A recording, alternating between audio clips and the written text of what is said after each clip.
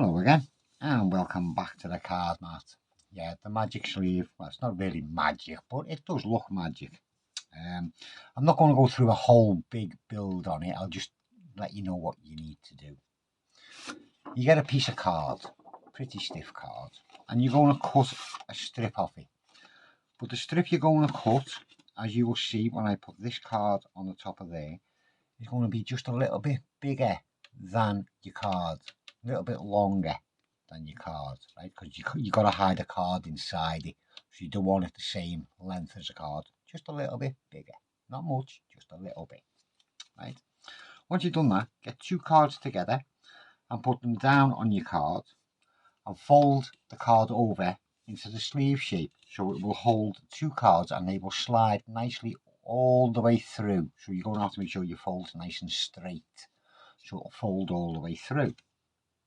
Okay, once you've done that, you have it all stuck down.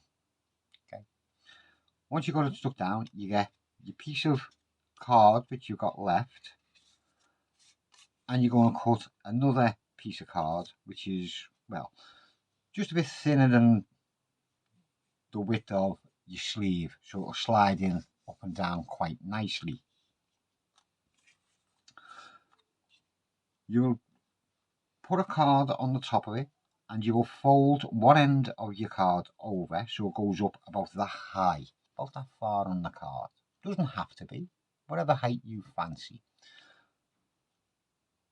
Yeah, I cut a chamfer in it just to make it less square corners, more chance of it getting snagged. And so cut a little chamfer out of it. Once you've done that, get your sleeve, and having the card on the top of your playing card, you will lay this card on the top so that you've got a little bit of it sticking out at the top. A bit more than that, just a little bit out, just before you get to your colour and your border. Have it just a bit shorter than that, right? And you'll put another card on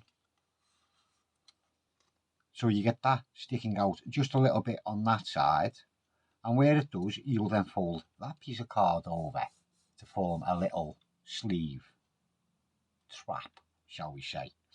And again, you'll cut it off about the same height up as that one, so your cards should sit on top of each other nicely like that. Okay,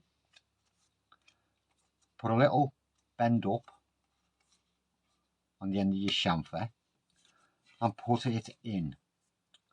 Now I always put it in with the flap at the top on the bottom, because when I feed my card in, I then always know to put it in on the bottom to make the contraption work.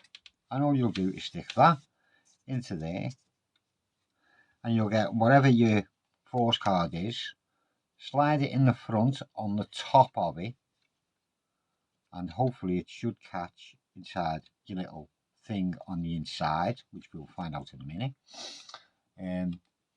As I done in the performance, I've got a blank card and I push that in on the bottom slot.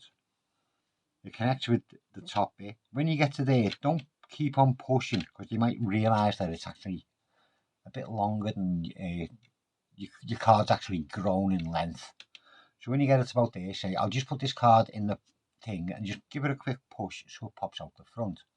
Quick one to the back, and then do a little bit of a jiggle before you say, I'll leave it in.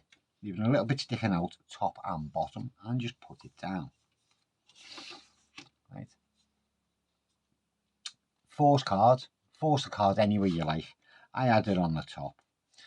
All I was doing was pulling a chunk off, coming down, catching it, shuffling everything off till I get to that little break and dropping that on the top. Always leaving their card on the top. And you ask them to say stop anytime they like while you are shuffling. And they say stop. And you come down and you just deposit them cards onto the top as you pull away. So you stopped on that card. Ha ha ha. Do what you want to do. Push it up. Put your finger just underneath the card, just in case your paper's a bit not as tight as it should be. It's got a tendency to come out. as you pull that card out of the front, make sure you square that up, and you show that the blank card's actually turned into the queen.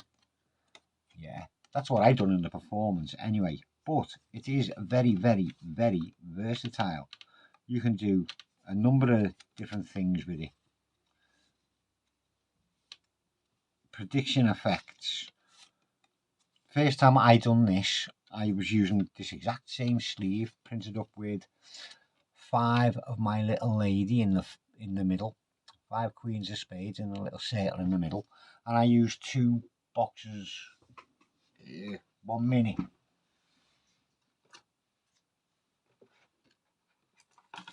I used that one. Ooh.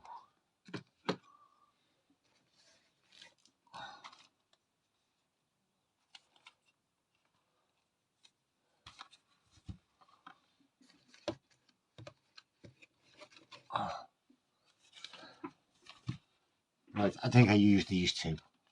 I used that one definitely with my Charlie on it, and I used one with the Queen of Hearts on the back. So it was either that one or that one, but either way, they both had the Queen of Spades on the front. Yeah, designed nicely made for me by Mataholics. Fantastic, my little Charlie. Miss him. Anyway, that's what I done last time, and I emphasised the fact that I let them pick a card, and they picked that one, and it went into the sleeve. They seen it, I didn't. I pushed it into the sleeve. I said I'm making a prediction out of a different packet, using the red one. I picked one out of a blue packet, and I picked the Queen of Spades, and said, "No, you gone and picked. You picked the Queen of Spades, didn't you?" And I popped it out, but I popped it out facing up, pulling the Queen of Spades out.